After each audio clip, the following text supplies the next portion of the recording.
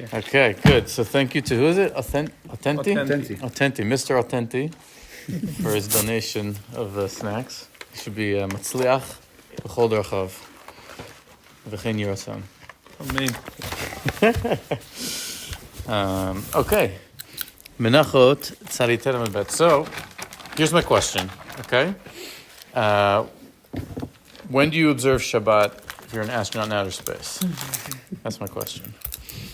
Every 90 minutes. Every 90 minutes, right? There's a joke of from astronaut. He goes up to space. It's a corny joke, right? He goes up to space.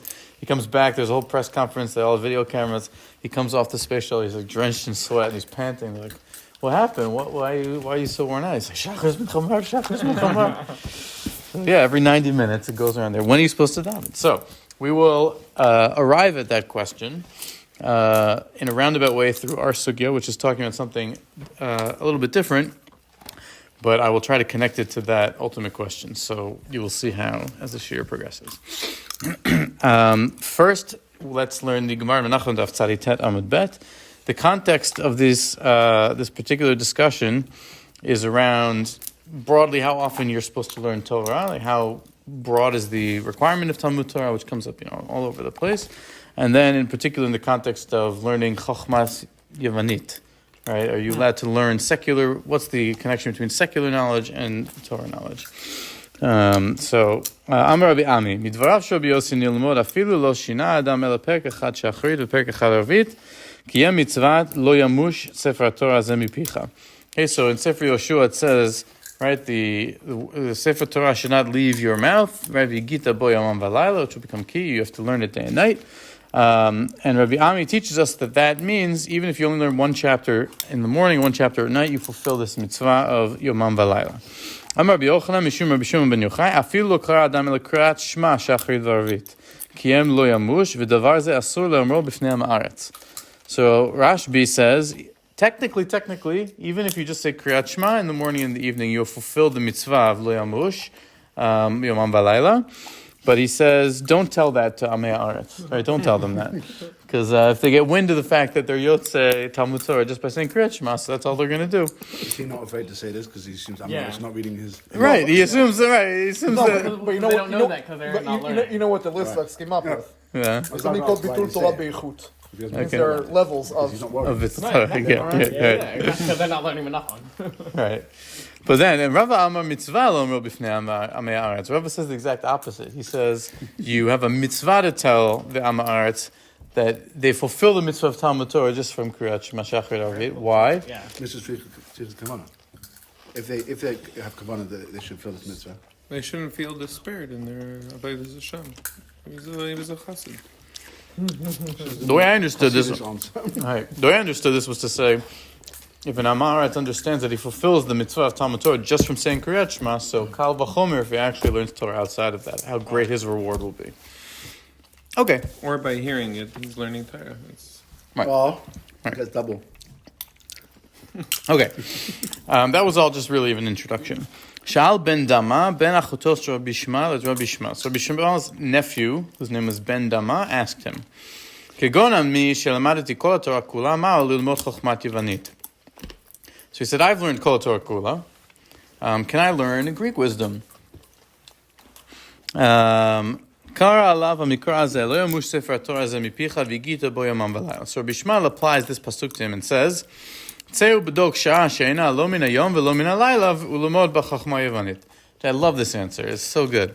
So his uncle says to him, the pasuk says you have to learn Torah yomam v'layla. So he says, find a time that's not yom, it's not layla, and then you can learn chachmat Yavanit. In other words, so obviously this is meant sarcastically in the sense of, don't think that you've learned kol Torah kula. There's always what to learn, and you always have a requirement to learn that. That's what they say. Exactly. Very nice. Ben bug. Good song. Shmuel bar Nachmani. Damar Shmuel bar Nachmani. Pliga de Shmuel bar Nachmani. Damar Shmuel bar Nachmani. Amar Rabbi Yonatan. Pasuk ze eno lo chova velo mitzvah elo bracha. Okay, so Rabbi Yonatan understands this pasuk differently from everyone who we've seen so far. It's not meant as any sort of requirement on Talmud Torah, but rather it's a blessing and a promise. ראה הקדוש ברוך הוא את יהושע שדיבר שוע חביבין עליו ביותר שנאמר ומשרתו יהושע בן נון נער אלוהים איש מתוך האוהל. So you know Yehoshua stayed in the tent. In other words, he loved to learn Torah. Hashem saw that. Amar lo Kadosh Baruch Hu Yoshua, Kol kach chaviven eleicha divrei Torah, lo yamush sefer Torah hazeh mipicha. So it's a bracha, that, like a promise that God's giving him, saying to him, because you love Torah so much, you should continue to love Torah. You should continue to be able to learn Torah. And that's a bracha from above. Tanad Bey Rabbi Shmuel, and divrei Torah lu yu alecha chova, v'yata rasha liftor atzmecha mehen. So here we have, it's kind of similar to what we have in Pirkei Avot, right? V'lo ata ben chorin livatel mimena, that even though you don't have lo yu alecha chova, you shouldn't view the mitzvah of Talmud Torah as a requirement on you, even though technically you're not really permitted to be exempt from them. In other words, it is a requirement, but you shouldn't view it as a requirement. It should be something that you enjoy. Okay, very nice. So, let's learn a few mifarshim on this Gemara, and then we'll see how it ties back to my original question. So, Tosfot in this Gemara asks as follows. So he just says, "Kadam sheyesh lo chov ve'omer matai afarenu va'afater." So Tosfot says, right, a person should not, when he's explaining this last statement of Rabbi Shmuel, where he says, "Lo yu alecha chova," you shouldn't view Talmud Torah as a almost an obligation. So what does that mean? So Tosfot says it's like a person who has a debt, and he's always saying, "When am I going to be able to just pay it back? I have a mortgage. When am I going to get rid of the mortgage, student loans, whatever it is?" Kach lo yomar shne perek echad ve'afater. You shouldn't say, "Okay, I'll learn one perek, and then I'll get it done, get it out, get it over with." Right? You shouldn't view it that way. Kach pirush bekontras. He says that's how Rashi understands it. Od yesh lefarash, but there's another way to interpret this. Lo yu alecha chova. It shouldn't be an obligation. Shelo tasok ela bahen. It shouldn't be an obligation to you in that you only learn Torah. Okay? But at the same time, but on the other hand, you're not exempt from it in that you don't have to learn it at all. In other words, he interprets Rabbi Shmuel's statement of it shouldn't be an obligation, but it also isn't something you are allowed to shirk, as saying it can't be all Torah and it can't be no Torah. That's how Tosfot understands it. Rather, you need to combine them, right? You have to learn Torah also while making a living. This is consistent with Rabbi Shmuel in the famous Gemara in Menahot, which I didn't bring here, right? Where Rabbi Shmuel and Rashbi argue about if a person should sit in kollel all day or if he should go out and make a living. Rabbi Shmuel argues for Talmud Torah in derech eretz, and Rashbi says, no, you should sit in the cave all day and learn, as it were. So here, Tosfot's interpreting this statement of Rabbi Shmuel to be consistent with his teaching in Menahot, that the idea of, and what's interesting is it's a different emphasis compared to what he said earlier, right? In other words, what did Rabbi Shmuel say to his nephew? His nephew said, I've learned Kol HaTorah Kula, now I want to learn Chochmat Yivanit. So Rabbi Shmuel said, go find a time it's not day or night, learn Chochmat Yivanit, which is kind of a roundabout way of saying, no, you have to learn Torah all the time, right? But here, Tosfot's interpreting this last statement also in the name of Rabbi Shmuel, of Yafet Talmud Torah Derech Eretz. So there's really two answers. One answer is to say that you don't accept Tosfot's interpretation of Rabbi Shmuel, but rather like Rashi interpreted Rabbi Shmuel, which is that it is a constant mitzvah, perhaps. Or you could say that Rabbi Shmuel, when he said that to his nephew, he wasn't saying that as a general rule, but rather to give musar to his nephew. In other words, the story of Rabbi Shmuel saying to his nephew, there's a difference between Rabbi Shmuel saying, in general, a person should combine Torah with Derech Eretz, to him telling his nephew, you're not in a place now to go and learn Chochmat Yivanit. So that could be a way to kind of salvage Tosfot's interpretation of Rabbi Shmuel in this Gemara. Does anyone understand that, like, it looks like Pashup Pshat is that you shouldn't view it as a chayv that you can't be mefater yourself from? No? Is that impossible to read into it? It seems like instead of kind of two conflicting statements, it's explaining it. It's like almost like a Pirkei Avos style thing. Like, don't view Torah like a chayv that you can't get rid of, but enjoy it. I don't know. Maybe. Tosfot certainly didn't understand it that way. Nor did Rashi. But I suppose. Right, Tosfot, just to finish it, right, he says, Inami lo yu alecha chov lilmod kol Torah. Right, you shouldn't see it to have a requirement to learn the entire Torah. Keditnam mitzachid Menahot, lo alecha l'nacham ligmor v'lo ata ben choyin batam mimena. Basically, Tosfot's trying to read that statement Pirkei Avot into this statement of Rabbi Shmuel. Okay, very nice. Well, but the point that we're trying to make here is that the requirement of Talmud Torah being constant all day and all night, we see that there is some difference of opinion, right? Even Rabbi Shmuel, who seems to be the one who says you have to learn all the time, according to Tosfot, interpretation of his own statement later on, that maybe that was just in the context of him talking to his nephew versus what he held in general. And we saw earlier that Rashbi actually said that Kriyat Shema is enough.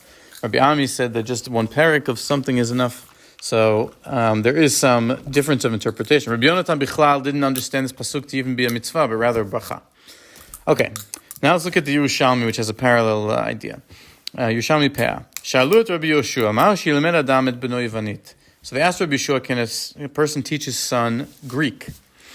Amar le'en yilamdenu b'sha'a she'ena lo yom v'lo laila. Tichtiv yita bo yom v'layla. So here, it's not Rabbi Yishmael lecturing his nephew, and it's also not about Chochmat Yevanit, but about Yevanit, which is the language Greek. And they're actually in the poskim. I didn't go into it here, but there is a diuk on the difference between Greek wisdom, which is Hellenistic philosophy, etc., versus the language Greek.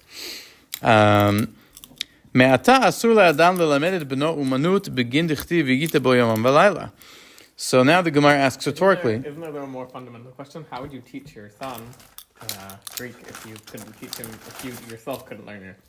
Okay, but assuming you know it now, should you waste your time teaching it to him? Still a chicken and egg question The here. students were Bali Chula.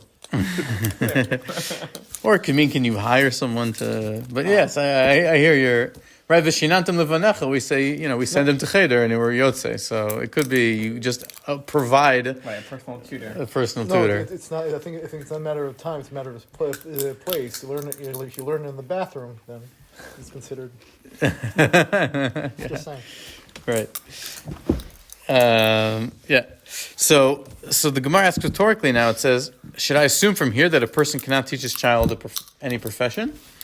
In other words, Rabbi Yeshua's teaching is saying, so that would exclude anything else from all day and night. In other words, you have to learn Torah all the time, which means, does that mean a person can't teach his child a parnasah? Right? V'hatani Rabbi Yishmael, right? But didn't Rabbi Yishmael teach, Uvacharta b'chaim zo omanut? Here we have another source for Rabbi Yishmael being the one saying, no, it's important for people to make a living and to learn a trade or some profession. Rabbi Ba Bared Rabbi Chia Bar Ava Rabbi Chia b'shem Rabbi Yochanan mipnei hamisorot. So I think this is something about like the informers, that you're afraid that if you teach Greek that will somehow, that really then they'll be able to be informers back to the Greeks and it'll be treason. I'm not 100% sure what that means. But it gives another reason for why teaching Greek is not a good idea. Rabbi Abahu b'shem Rabbi Yochanan mutar la'adam lelamed et bito Yevanit mipnei shu tachshit la. So Rabbi Yochanan says you're allowed to teach not your son, but your daughter Greek because it's becoming on her for some reason. Where does that sound familiar? What do you mean?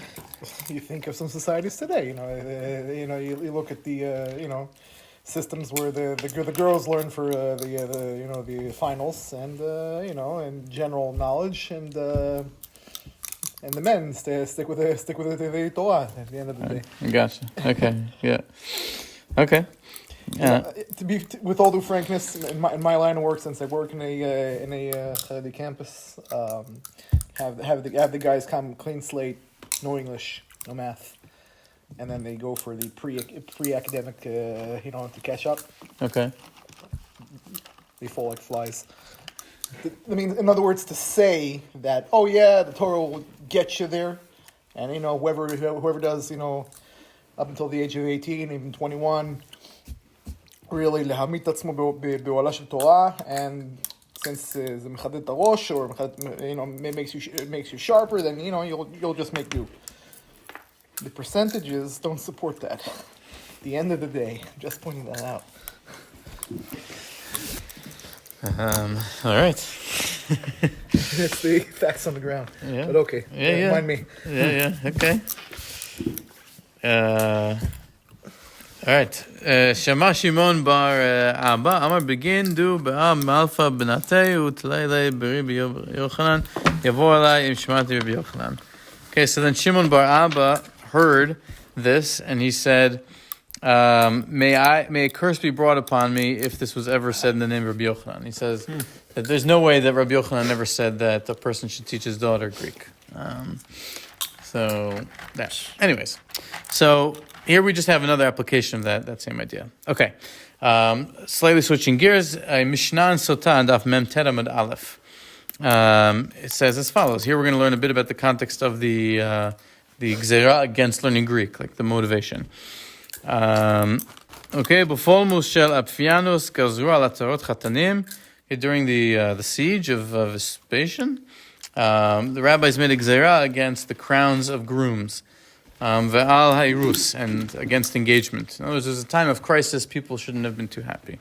B'folmus shantitus, and then for the siege of Titus, gazru al atzarot kalot, so the crowns even of the brides, v'shlo yilamed adam et beno Yevanit, and that a person should not teach his son Greek wisdom. Okay, so this is giving the historical context, that it was during the siege of Titus, which was right around the destruction of the Beit HaMikdash, 70 CE. And then in the final siege, which was, I guess, after that, they said a bride should not go out into the city, but then the rabbis permitted it. Okay, Tosfot says here, this is just an interesting historical discussion here. I don't necessarily want to read it inside, but basically there's a Gemara in Menahot that we didn't bring here, which says that during the siege in the times of the Maccabim, actually, we can read part of it inside at least. Dum dum dum dum dum.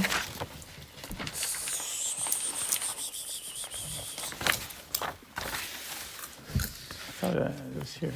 Okay.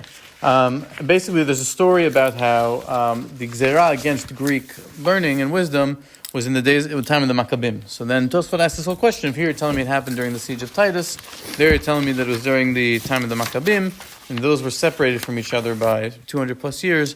So how do I understand when did this decree happen? So they say maybe it originally happened and then it was rescinded and then they brought it back, and they bring various kind of explanations there. Okay.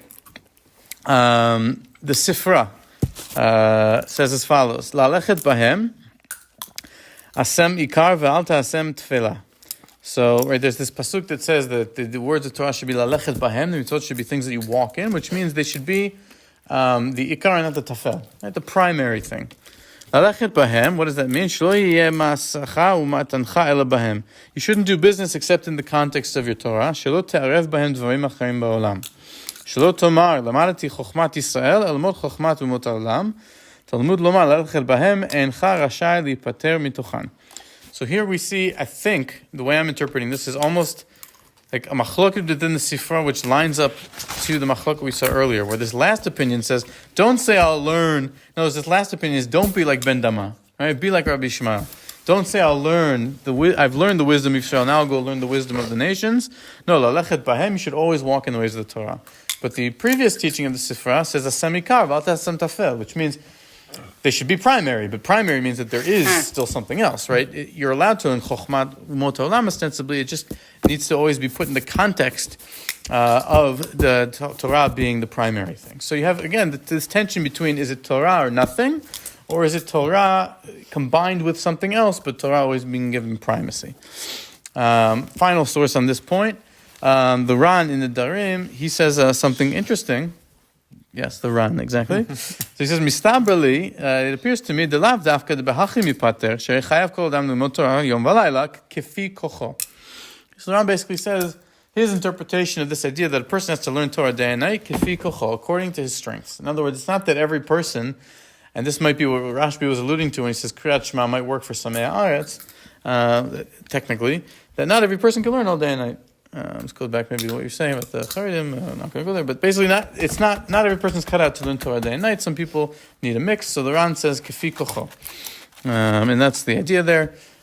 So basically, the point that all this is like the first half of the shir is basically to summarize the idea that this idea of V'yigita bo yomam v'layla is traditionally understood to mean that there's this constant kind of requirement or desire for us to learn, but that there are various opinions and ways to understand it. It could be a bracha bichlal. It could be that technically you fulfill the requirement through less than that, or it could be that means yes, ideally, but you should still couple it with something else. But regardless, there's kind of a wide range of opinions. The Sifra could fit in, by the way.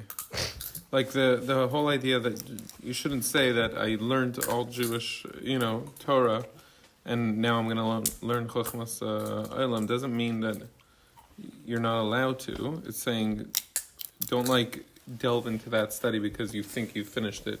You can still have some knowledge of a trade for a career or whatever. That's true. Interesting. Yep. It's like a certain attitude. You're saying it's more about the mindset than about the action. Yeah. In other words, yeah. If it's Okay. a practical purpose to support Kol Young Life. By the way, the source before is the claim that that as if the father is not allowed to teach his son trade. There's a source in the Gemara in a different place where it It's one of the says three that's things, one of the obligations that the father Right. has towards his son. Right. It is to give him a craft so he won't be milastim abriot. Right. Right. That was said rhetorically in that Gemara. Are you telling me that a father can't teach his Yeah. son a trade? Of course he can. That was meant, right. But it's not only, of course, he can. It's his obligation to. Yeah. Right. Exactly. Also, to teach him swimming, there's a few things there in the Gemara that mentions that the father needs to be Yeah. passing on. Yep. True. Good. Okay. With all that background, let's move into a completely different situation. We'll see how they connect. What happens if a person is wandering or he's lost? This is before iPhones, right? And to the point where he's traveling and he loses track of what day of the week it is. Okay? So Gemara in Shabbat and Daf Samech Tet Amud Bet. Amar Rav Huna, Haya me'alech b'derech o b'midbar ve'eno yodea imatay Shabbat. A person is on a long trip or he's wandering around and he forgets what day it's Shabbat. So what should he do? Moneh shisha yamim u'mishamer yom echad. He should, from the moment he kind of forgets or doesn't know what to do, that should be day one, and then he should count 6 days, and then the seventh day should be his Then Shabbat. he's got 1 in 7 chance that he's keeping Shabbat on the day that Shabbat. Like, Okay, right? what do we do with that? Well, Very presumably, good, a lot very of our good. benefits are separate to the fact that you're just keeping the actual Shabbos because of the Kedusha. It's also having a Shabbos for yourself. Maybe. Is there a concept of that? Right. So yes, I think we'll get into this, or I'll mention it. But it's a good question, obviously. What would you propose instead? That's number one. All right. I mean, a person can't keep Shabbat every day. I don't think it would be fun. It'd be But you fun. can't travel. Okay. You can never stop When being you're lost. alone in the midbar, I mean, you could pretty much keep it every day. No, because you That's can't exactly- travel. Okay, fine, every other day. He's never going to know. He's going to be lost forever if he keeps Shabbos. It's just, You get trapped in forget what day it is? No, like, Eternal Shabbos. Anyways, the point that was made about is there's still being value in having a personal Shabbat, even if it's not the objective Shabbat, is an important one. We'll get to it soon. But yes, it's a good question. Rav Huna is saying, he's throwing up his hands. He's saying this guy, he has to keep Shabbat at some point. May as well randomly choose this one because I don't have a better option for him. He says the day that he comes to that realization, that should be his Shabbat, and then he counts 6 days after Yeah, but that. is it the day that he, like, is he saying that evening or the day of? Because what I if get- I'm in the middle of the day and I go, oh, it's 12 o'clock now and I haven't kept Shabbat, so I'm going to keep 4 hours of Shabbat until sunset? Like, I assume he means then that evening, if I had to guess. But it doesn't matter because we reject this opinion very, very strongly in a second. But Micah Mifligi, what are they arguing about? Mar Sava Kivriyato Shel Olam, Mar Sava Kadam Rishon. Right? Are you saying, okay, now I'm doing days 1 through 6 and then Shabbos? Or am I saying he's like Adam Rishon was created and then it was immediately Shabbat? Right? Meitve. Hayam melech b'derech avenu yodei metai Shabbat mishamer yom echad l'shisha. So there's a Braita which teaches a person who's in the situation, mishamer yom echad l'shisha. He keeps 1 day for 6. My love moneh shisha mishamer yom echad. Does this not mean he should keep 6 and then Shabbat? So we say, la, mishamer yom echad u'moneh shisha. You could interpret that ambiguous wording to mean the other, where you start with Shabbat and then 6. Hihachi mishamer yom echad l'shisha. Mishamer yom echad u'moneh shisha mibaylei. So if that were the case, it should have been worded a little bit differently. Ve'od, and this is the real nail in the coffin, Tanya, and there's a Braita which actually teaches it explicitly. Hayam melech b'derech o b'midbar ve'eno yodei matai Shabbat moneh shisha u'mishamer yom echad. The exact wording of Rav Huna, Tiyufta derbichia barav tiyufta, which means the idea that you keep Shabbat and then 6 is completely rejected. Instead, it's like Rav Huna, and this is the halacha, that you start counting day 1 up through day 6, and then you keep Shabbat then. Problem is if you keep losing track in the middle. But anyway. Very convenient. Yeah, you lose track again on day 4. And then, My day 4 or my day 5? I guess I have to start over. Okay. If you lost track once, it could happen.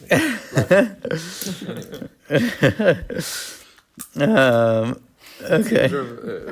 The other opinion, Rav Chebar Abba, is a lot more practical for a forgetful person.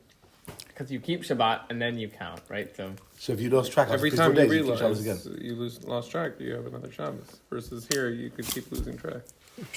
Never have Shabbos.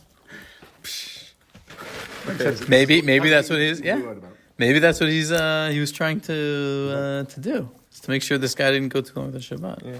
Anyway. But yeah, interesting. I don't know. Yeah, no, this is I think a lot of aspects of this are problematic, and the thing is that this is really the only source before modern times that discusses how to observe Shabbat or time-bound Tkufot when you don't have a normal 24-hour day. Right. So just to kind of to hone in on how important the concept of a 24-hour day is in halacha, we have here this midrash in Bereshit Rabbah in Perek Vav, where Vayomer Elohim Yehi Me'orot. God created the sun, the moon, and the stars. Rabbi Yochanan Patach, Asai Reach Lemoadim. Right, God made the moon for calculations.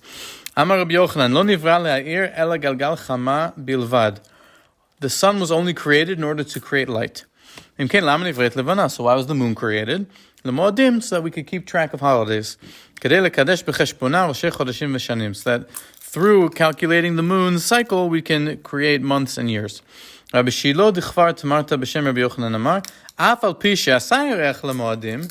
Even though, having said that, even though Hashem created the moon in order to make holidays, shemesh yadam mevo'o. The pasuk says asai reach lemoadim. It says shemesh yadam mevo'o. The sun knows when it sets. What does that mean? Mi shemesh yadam mevo'o en monin la levana ela mi shetishka hachama. That even though we establish the holidays from the moon cycle, we only are allowed to declare a new month once the sun sets. There is still this tlut in the sunset in establishing when a new month begins.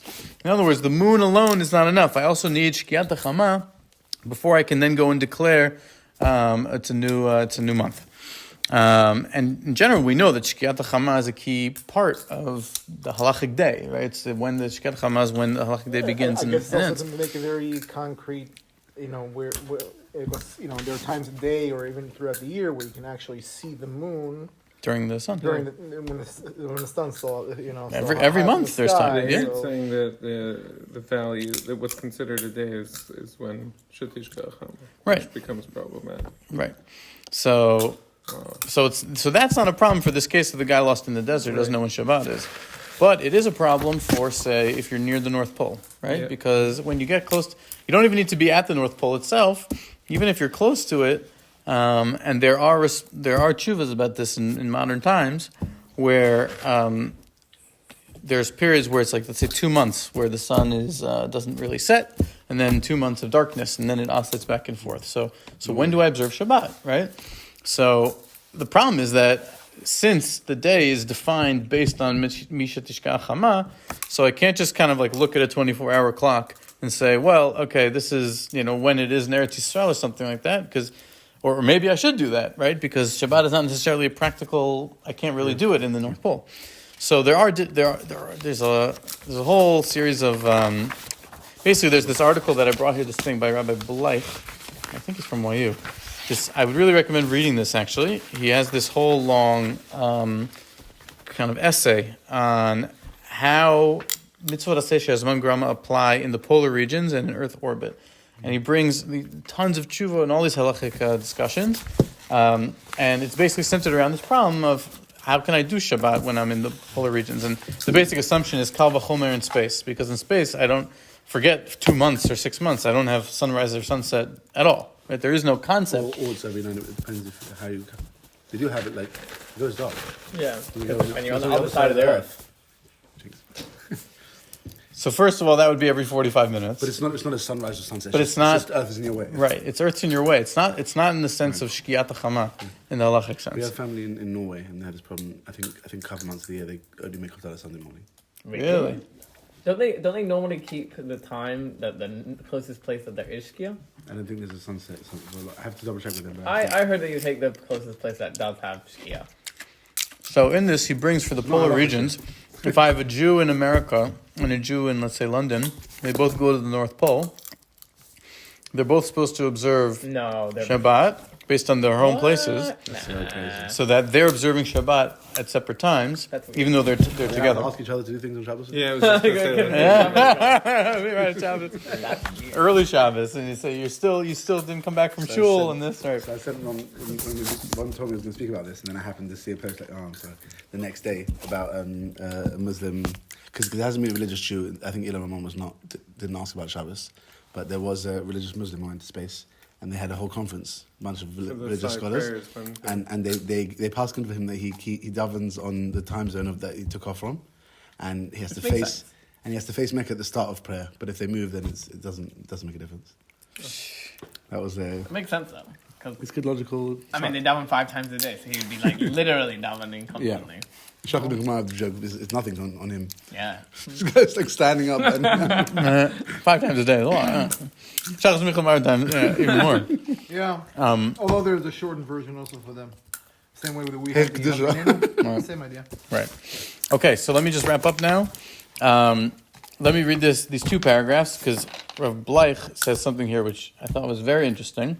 He brings a whole bunch of poskim that bring opinions similar to what was just said around you do it based on the place for you take off, or for the polar regions, the place you came from, or maybe it's the place that you are born from.